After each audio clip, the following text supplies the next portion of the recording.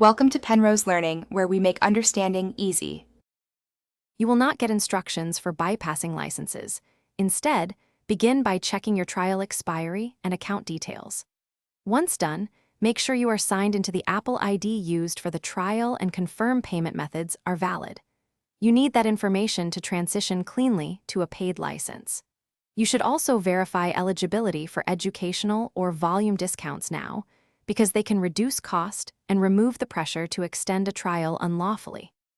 You should purchase Logic Pro from the App Store to retain updates and support. This is the recommended path. If cost is the concern, try GarageBand or other free DAWs as practical alternatives while you budget. Once you decide, make the purchase or upgrade and download the full app. If you encounter account issues or believe you need more time for evaluation, contact Apple support directly. Make sure to explain your situation so they can advise on legitimate options. You must finish the App Store transaction and confirm Logic Pro activates under your Apple ID.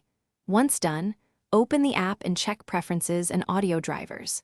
If activation or performance problems occur, reinstall Logic Pro or update Mac OS and your audio interface drivers, because version mismatches often cause errors.